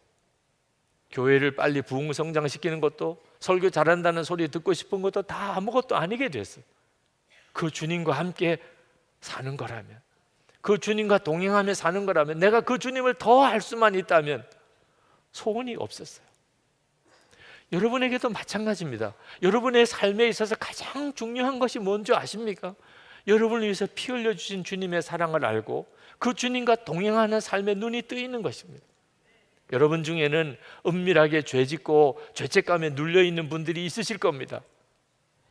이렇게 저렇게 죄에 눌려 사는 답답함 속에 있는 분들이 있으실 겁니다. 여러분들이 얼마나 죄를 짓고 얼마나 은밀한 죄가 있는지 하나님 다 아십니다. 하나님 다 보고 계십니다. 그러나 하나님께서는 여러분들의 그 죄에도 불구하고 여러분을 사랑하는 눈으로 보고 계십니다. 그 사실을 아셔야 됩니다. 여러분이 지은 죄마다 주님의 십자가의 피가 거기에 떨어지고 있습니다. 그 죄를 사하기 위해서. 여러분이 여전히 죄에 묶여 사는 것 같아도 잊어버리지 않으셔야 합니다. 주님은 다 알고 계시고 다 보고 계시고, 그리고 내가 지은 죄마다 주님의 피가 흐른다는 것, 여러분이 그것만 분명하게 알고 있으면 충분합니다. 그러면 주님이 여러분들을 다 뒤바꿔 놓으십니다. 더 이상 죄 짓고 싶지 않은 마음 주시는 분도 주님이십니다. 하나님을 기쁘시게 하는 삶 살고 싶은 열망이 일어나는 것도 주님이 하십니다. 여러분 안에 삶이 바뀌었다고 고백할 수 있는, 예수님과 정말 친밀하게 매일매일 주님과 동행하는 것 때문에 아침에 눈을 뜨는 것이 기쁨이 되게 만드실 분이 주님이십니다. 그러나 늦지 않아야 돼. 주님을 바라보는, 여러분을 보시는 그 주님, 여러분이 어느 은밀한 곳에 있든지 여러분을 보고 계시는 주님, 여러분도 보실 수 있어야 돼. 그리고 여러분이 짓는 죄마다 주님이 피 흘려 주신 것을 볼 수만 있으면 돼. 놓치지 않으셔야 돼. 주님을 더 깊이 알아가는, 하나님을 더 아는 것은 황홀할 정도로 놀라운 복입니다. 이 은혜가 여러분에게 있기를 축복하는 겁니다. 그러면 얼마든지 세상 이겨나갈 수 있습니다. 죄지지 않고 살 수 있습니다. 오늘 이 시간 우리 하나님 앞에 하나님, 제가 주님을 더 알기 원합니다 라는 기도를 드리고 싶은데, 먼저 우리 찬송을 같이 부르십시다. 오늘 우리에게 주시는 하나님 말씀은 골로새서 2장 1절에서 12절 말씀입니다. 여러분과 라오디게아에 있는 사람들과 그 밖에 내 얼굴을 직접 보지 못한 사람들을 위해 내가 얼마나 애쓰고 있는지 여러분이 알기를 바랍니다. 내가 이렇게 하는 것은 여러분 모두가 사랑으로 결속되어 마음의 격려를 받고 깨달음에서 생기는 충만한 확신의 모든 풍요에 이르고 하나님의 비밀인 그리스도를 온전히 알게 하려는 것입니다. 그리스도 안에는 모든 지혜와 지식의 보화가 감춰져 있습니다. 내가 이 말을 하는 것은 아무도 교묘한 말로 여러분을 속이지 못하게 하기 위함입니다.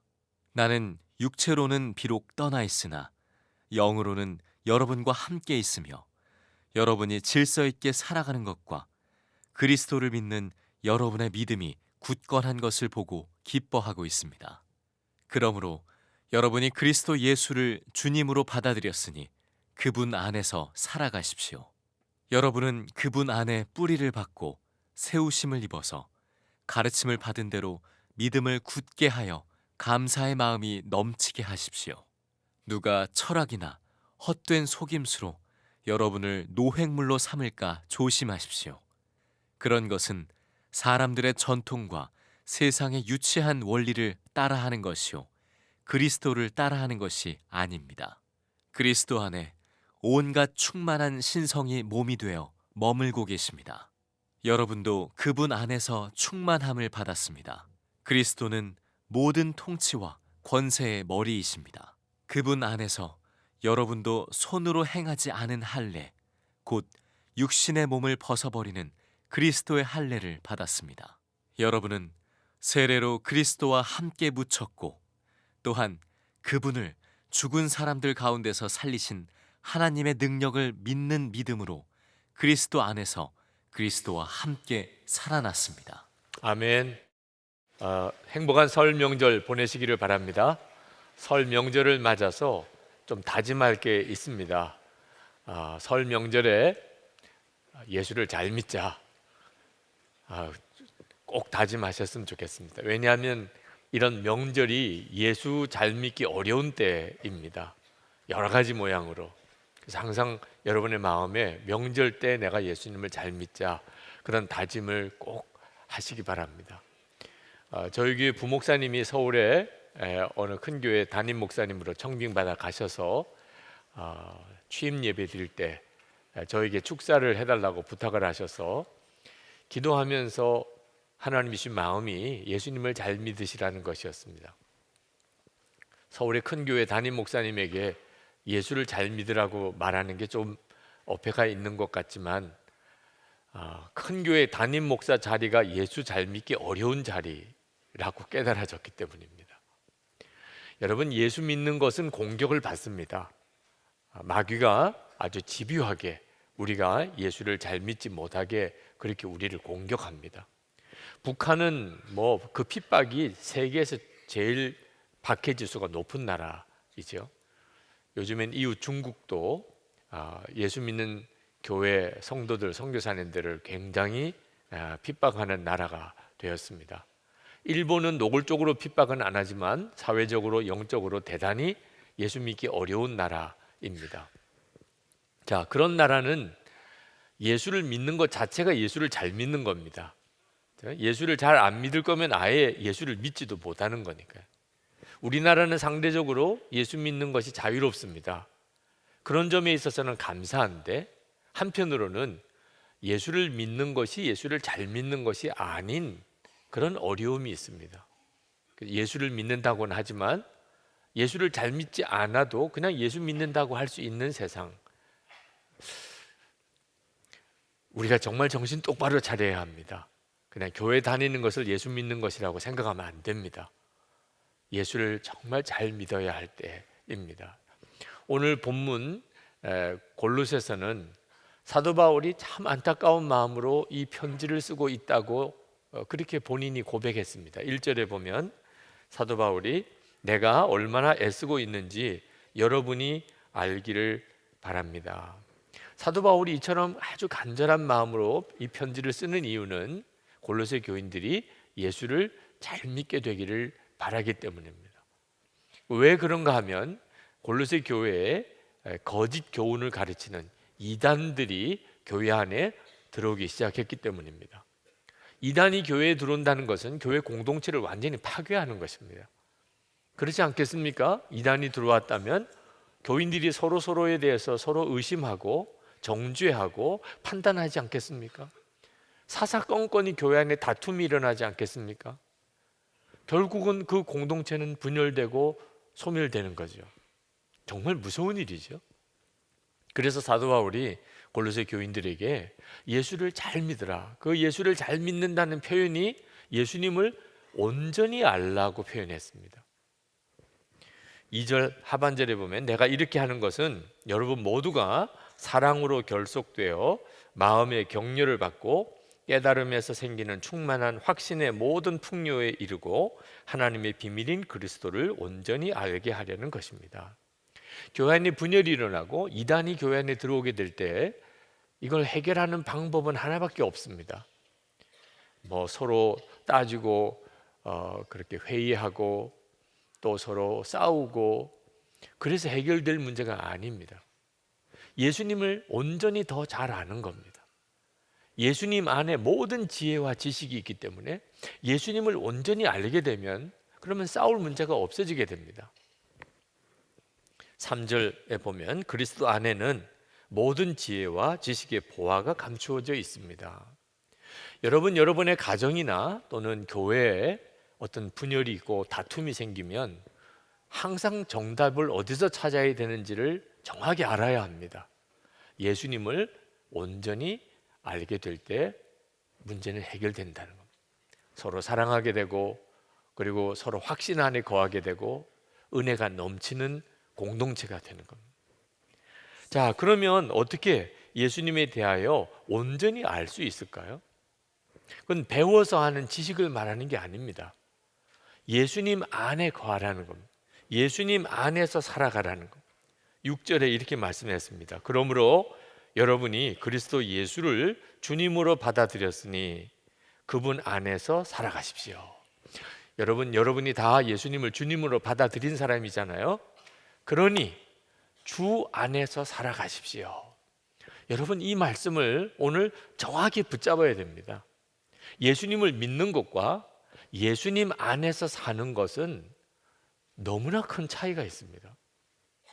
사도 바울이 5절 말씀에 보면 골로새 교회에 와본 적도 없고 골로새 교인들을 만난 적도 없는데 골로새 교인들의 형편을 잘 안다고 말씀하고 있습니다. 어떻게 잘 알 수 있죠? 예수님께서 사도 바울 안에도 계시고 골로새 교회 교인들 안에도 계시기 때문에 그렇습니다. 그러므로 사도 바울이 예수님 안에 거하는 사람이었기에 예수님께서 골로새 교회의 모든 형편과 처지를 사도 바울에게 알게 해주신 겁니다. 영으로 알게 된 거죠.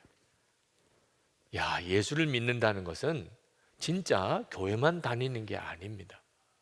예수님께서 우리 안에 계시고 내 안에도 계시고 우리 교회 안에 계시고 그래서 우리는 정말 놀라운 성령의 역사를 경험하며 살게 되는 겁니다. 그래서 예수를 잘 믿으면 정말 온전히 주님을 알게 되면 그러면 감격이 있고 감동이 있게 됩니다. 탕자의 이야기에 보면 두 아들이 나옵니다. 한 아들은 아주 방탕했던 둘째 아들이고 또 한 아들은 아버지 집에서 아버지를 잘 섬겼던 큰 아들입니다. 그런데 성경을 가만히 읽어보면 그 방탕했던 타락했던 둘째 아들은 아버지가 가슴 뜨겁게 안아주어서 회복시키십니다. 그런데 아버지 집에서 말 잘 듣는 것 같은 첫째 아들은 끝까지 아버지가 그 아들을 품어내지를 못합니다. 이유가 뭘까요? 아버지 집에는 있었지만 아버지 안에 거하지는 않았기 때문에 아버지의 마음을 도무지 이 큰아들은 전혀 알지 못했던 겁니다.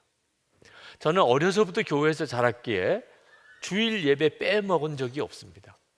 그래서 상도 많이 받았습니다. 근데 저는 어릴 때부터 예배 드릴 때 찬송이 너무 기쁘고 춤을 출 만큼 감격스럽고 이런 경험을 예배 때 전혀 경험을 못했습니다. 제 어린 시절에 예배 잘 드리는 기준은 떠들지 마였습니다. 저는 안 떠드는 데 있어서는 얼마든지 잘할 자신이 있었습니다. 예배 시간에 옆 사람하고 이야기 안 하고 떠들지 않고 예배 시간 늦지 않고 그리고 꼿꼿하게 자세를 바로 하고 예배 드림으로 인하여 상 많이 받았습니다. 예배 잘 드린다고. 그런데 나중에 깨닫게 된 것은 하나님이 정말 기뻐하시는 예배는 그렇게 떠들지 않고 가만히 앉아 있는 게 아니었습니다. 지금 아마 깨달아지는 것이 하나님께서 그때 저에게 무슨 말씀을 하셨을 때 내가 알아들었다면 이랬을 것 같습니다.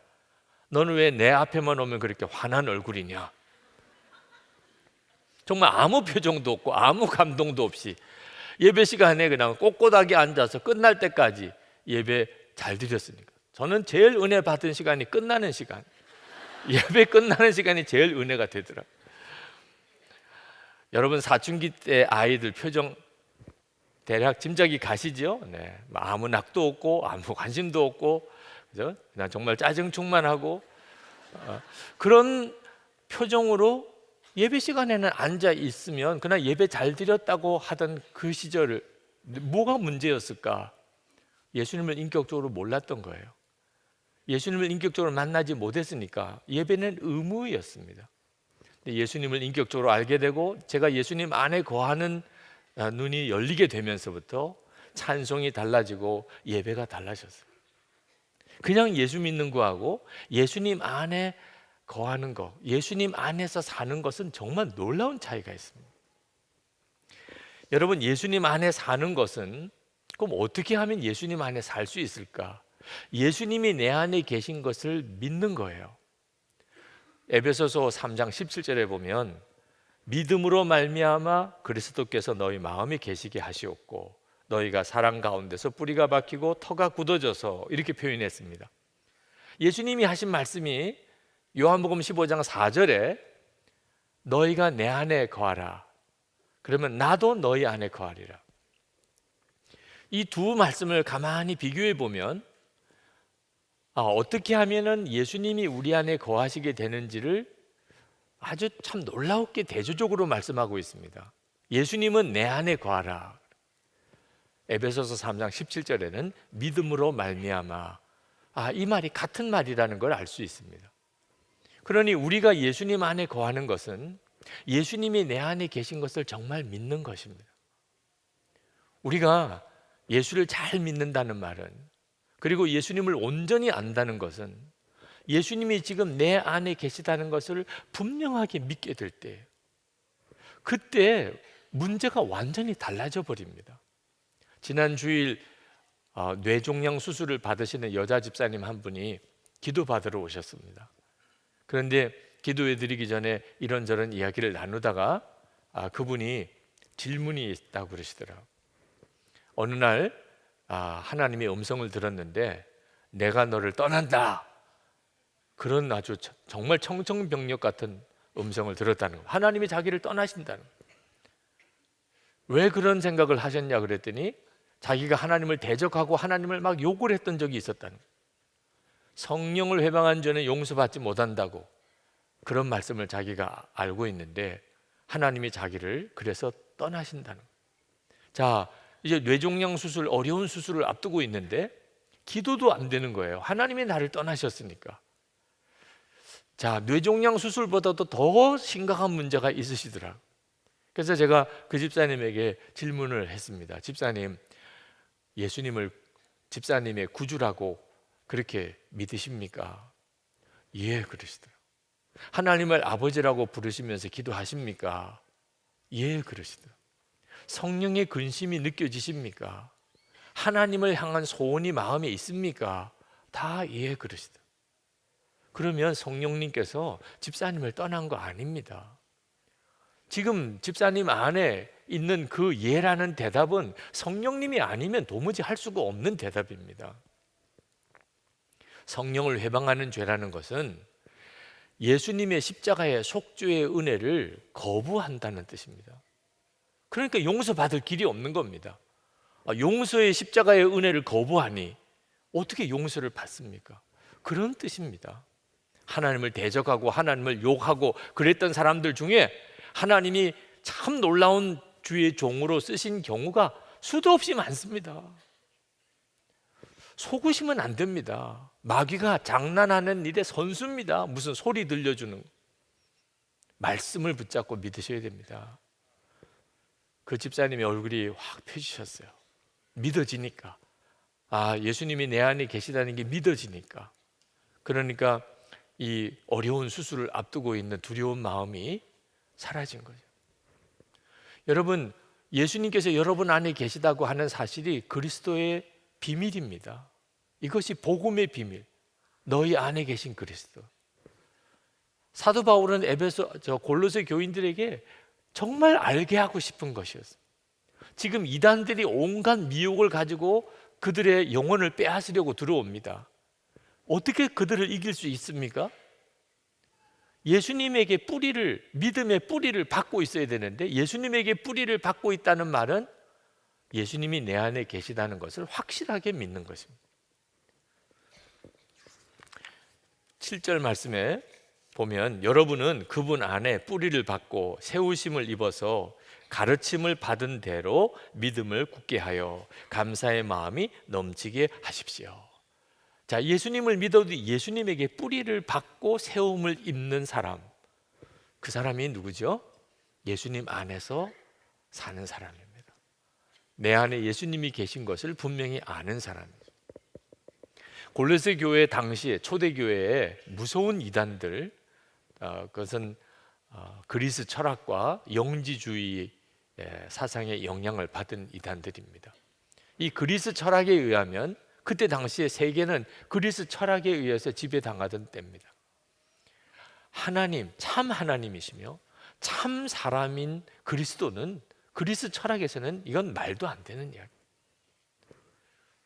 모든 인류의 죄를 다 짊어지시고 십자가에 죽은 그리스도 예수, 이건 그리스 철학에서는 말도 안 되는, 있을 수도 없는 이야기. 영지주의자들은 예수님만 믿기만 하면 모든 죄가 사함받고 영생을 얻는다. 이건 너무너무 유치한 이야기예요.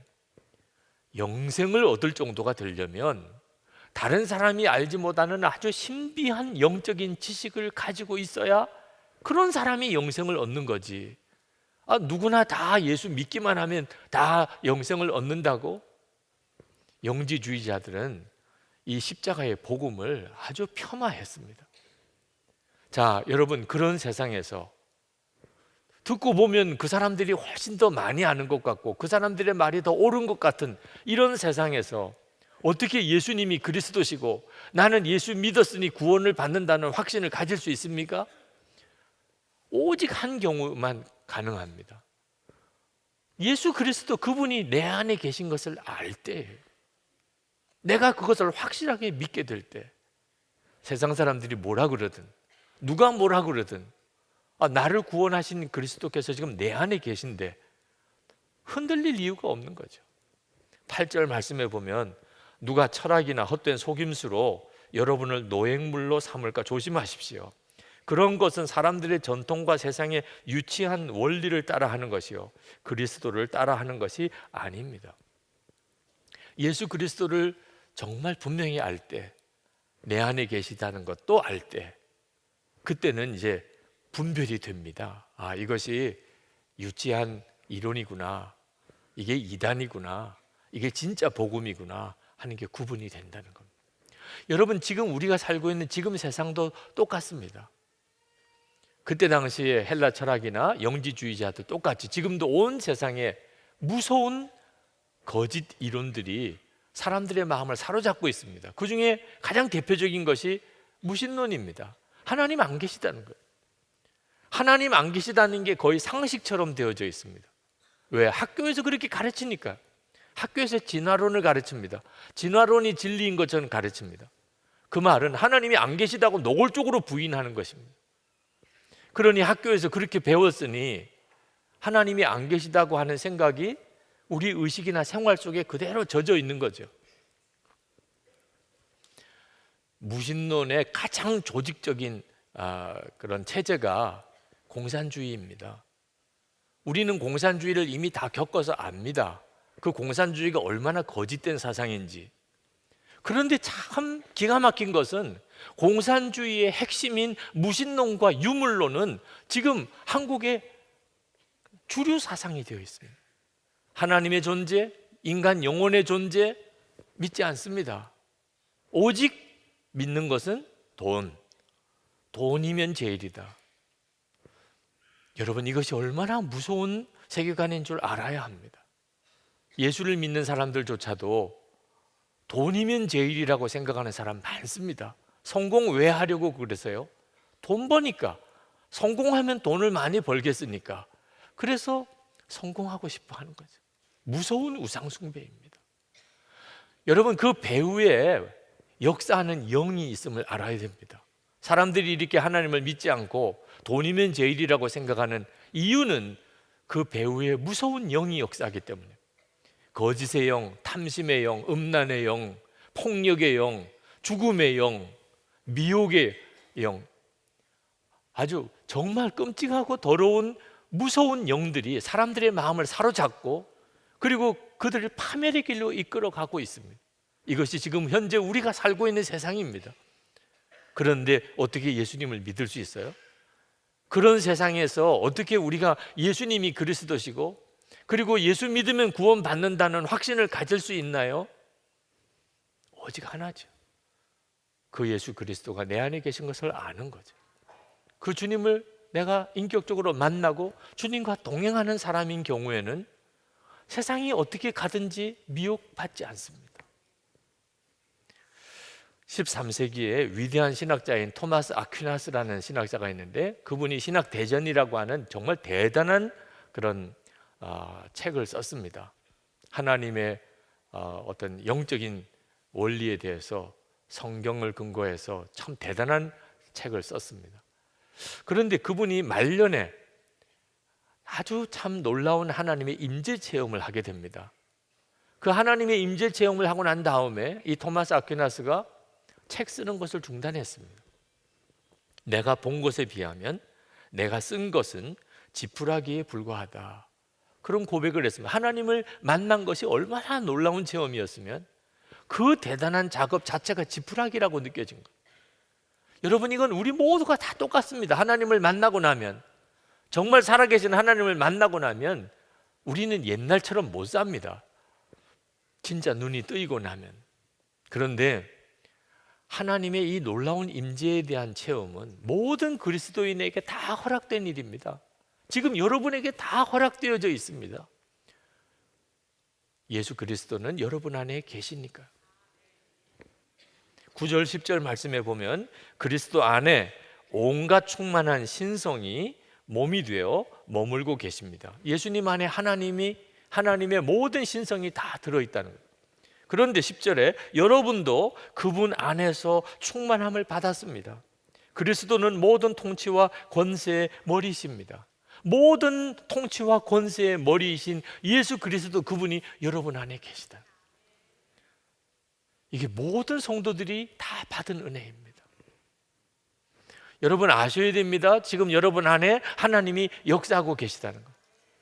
그 눈이 뜨여야 돼요. 이건 정말 너무 놀라운 일입니다. 빌립보서 2장 13절에 너희 안에서 행하시는 이는 하나님이시니 자기의 기쁘신 뜻을 위하여 너희에게 소원을 두고 행하게 하시나니. 여러분, 여러분의 가정에서나 일터에서나 학교에서나 하나님이 기뻐하시는 일을 해야 되겠다는 마음의 소원 없으세요? 그게 크냐 작으냐의 차이는 있을 수 있겠지만 하나님을 기쁘시게 하며 살아야 되겠다, 그런 마음의 소원이 없는 사람이면 예수 믿는 사람 아니죠. 그래서 예수님을 믿고 예수님이 정말 그 사람의 심령 속에 들어오셨다면 하나님의 기뻐하시는 일을 위한 소원이 그 사람 속에 반드시 있게 되어 있습니다. 어떤 사람은 그것이 너무나 정말 뜨거울 정도로 분명한 사람이 있고 어떤 사람은 아직도 너무나 약하고 희미한 사람이 있을 수는 있어요. 그런 차이는 영적으로 본인이 얼마나 성장했느냐에 따라서 차이가 날 수는 있지만 마음속에 하나님의 역사하시는 이 소원이 없는 사람은 한 사람도 없습니다. 여러분이 이제 하실 일은 여러분 안에 역사하시는 하나님을 깨닫는 거예요. 아, 이것이 하나님이 말씀하시는 거구나. 주님이 주신 소원이구나. 그리고 어떻든지 그 말씀에 순종하려고 애를 쓰셔야 됩니다. 그때부터 여러분에게는 여러분 안에 계신 하나님에 대한 체험이 놀랍게 눈이 열리게 됩니다. 모든 그리스도인들 다. 지난번에 우리 부목사님들과 목회 세미나를 갔습니다. 부목사님 부부 다 모이셨어요. 그때 주제는 어떻게 하면 우리가 목사 부부로서 교회를 잘 섬기고 목회를 잘할 건가 하는 것에 대해서 이제 서로 나누는 시간이었습니다. 그때 하나님께서 제 마음속에 너희들이 목회 잘하고 사역 잘하는 것에 대해서 신경 쓰지 말고 너희 주변에 있는 사람들, 가족과 주위에 있는 교우들에게 진정으로 회심한 사람의 모습을 보여주라. 진정 회심한 사람과 함께 사는 기쁨을 너희 가족들과 너희 교우들이 누리게 해주라. 그런 마음을 주셨어요. 저는 제 마음속에 이루어질 수 없을 것 같은 소원이 하나 있습니다. 그것은 이용도 목사님 또는 주기철 목사님, 손양원 목사님 또는 대천덕 신부님, 정말 하나님 앞에 신실하셨던 종들, 순교의 삶을 살았던 분들, 그런 분들과 생전에 한번 만나 뵐 수 있었으면 얼마나 좋았을까. 그분들에 대해서 책으로 보고 말로 전해 듣는 게 아니고 실제로 그분들의 사는 모습을 함께 볼 수 있었다면, 그분이 기도하는 모습을 보고 그분이 성경을 보는 모습을 보고 그분이 다른 사람과 대화하는 모습을 볼 수 있었다면, 아, 저렇게 사는 거구나, 예수님을 잘 믿는 사람은 저렇게 사는 거구나 하는 걸 알 수 있었을 텐데, 그런 소원이 갈망이 있는데 이루어질 수는 없겠지요. 천국에 가서 뵙겠지요. 그런데 주님은 말씀하시기를 너희들이 그렇게 하라는 거예요. 너희들이 그렇게. 너희 주변에 있는 사람들에게 진짜 예수 잘 믿는 사람이 있더라, 정말 진짜 회심한 사람이 있더라, 예수 믿는 사람은 이렇게 사는 게 맞아, 예수 믿는 사람은 정말 이렇게 살더라, 이렇게 말해줄 수 있도록, 주변에 있는 사람들이 그렇게 말해줄 수 있도록 너희들이 그런 사람이 되라. 그 말씀을 들을 때 맞아요, 그런 생각도 들면서도 또 한편으로는 우리가 어떻게 그렇게 살 수 있을까, 그런 생각도 들더라고요. 주님께 주님, 우리가 진짜 그렇게 살 수 있을까요? 라고 질문했을 때 주님이 말씀하셨어요. 그렇게 살게 하는 이는 나다. 너희들이 진짜 갈망한다면 그렇게 살게 할 이는 바로 나다. 너는 걱정하지 말고 정말 내 안에 살기만 해. 나만 바라보고 살기만 하라. 마음으로부터 정말 아멘이 나오더라고요. 주님 그렇습니다. 여러분, 이번 명절에 여러분이 일가 친척들을 만날 때 여러분 무슨 선물 사서 갈 생각 아마 하실 겁니다. 정말 여건이 되시면 좋은 선물들을 사서 일가 친척들에게 나누는 것은 좋겠지요. 근데 여러분이 해줄 수 있는 진짜 축복은 예수 잘 믿는 사람의 모습을 보여주는 것입니다. 아, 예수 믿는 사람은 저런 모습이구나. 저 사람을 보면 예수님 보는 것 같다. 예수님 안에서 사는 모습을 보여주는 거예요. 이건 황홀한 일입니다. 예수 믿으라고 전도하는 사람은 다 싫어하는 것 같은데 진짜 예수 믿는 사람은 사람들이 기다리고 있다니까요. 초대교회는 예수님이 그리스도라고 믿는다고 그래서 세례를 주질 않았어요. 정말 예수님 안에서 죽었고 예수님의 생명으로 사는지를 확인한 다음에 그 다음에 세례를 주었어요. 초대교회 때는 세례는 아주 대단히 중요했어요. 12절 말씀에 여러분은 세례로 그리스도와 함께 묻혔고 또한 그분을 죽은 사람들 가운데서 살리신 하나님의 능력을 믿는 믿음으로 그리스도 안에서 그리스도와 함께 살아났습니다. 세례를 받았다는 말은 이제는 예수님과 함께 죽고 부활의 능력으로 다시 살아서 예수님 안에서 예수님과 함께 사는 사람이라는 거예요. 그런데 세월이 지나면서 세례 기준이 많이 약화됐습니다. 이제는 예수님을 그리스도라고 믿고 고백만 하면 세례를 주는 시절이 됐어요. 이제는 나는 죽고 예수로 사는지 확인하는 과정이 없어졌어요. 세례 받기는 쉬워졌는데 교회는 문제가 생겼습니다. 예수님의 몸이라고 하는 교회가 타락하는 일이 생기고 하나님의 거룩한 자녀라고 하는 성도가 삶이 무너지는 일들이 막 벌어지기 시작한 겁니다. 예수 믿는 것에 대한 기준을 약화시켜버려요. 그러니 여러분, 그냥 예수 믿는 게 아니고 예수를 잘 믿어야 한다는 겁니다. 중국 교회가 지금 많이 어려운데 중국 교회 지도자들을 만나보면 한결같이 그런 이야기를 하세요. 지금 우리 중국 교회는 아주 축복받는 기간입니다. 어떻게 그렇게 생각하십니까? 하나님께서 허락하셨으니까 고난도 주어지는 것입니다. 하나님은 이 고난을 통해서 중국 교회를 정결하게 하시고 더 주님 안에 있게 만드시려고 하시는 것 같습니다. 그 말씀을 들으면서 참 이분들이 대단한 분들이라고 생각이 들었어요. 여러분, 우리는 그런 고난은 없습니다. 여러분, 그렇기 때문에 지금 우리가 정신 차려야 합니다. 고난을 당하고서야 정결해지고 주님과 온전히 연합하는 일, 꼭 그래야만 될 이유가 없잖아요. 지금 그렇게 해야 합니다. 저는 처음에 24시간 예수님 바라보고 사는 것은 수도원에나 들어가야 되는 일인 줄 알았습니다. 그런데 매일 주님을 바라보는 일기를 쓰면서 학교 다니고 직장 다니고 가정생활 꾸려가면서 얼마든지 할 수 있다는 걸 알게 됐습니다. 여러분, 그 점에 대해서 궁금하시면 이번에 오늘까지 등록 마감인데 예수 동행일기 훈련 들어와 보세요. 한번 훈련 받아보시라고. 저는요, 예수님과 친밀히 동행하는 것은 개인적인 영성인 줄 알았습니다. 그런데 일기를 같이 나누어 쓰다 보니까 함께 하는 것이 훨씬 더 유익하고 더 풍성하다는 걸 알았어요.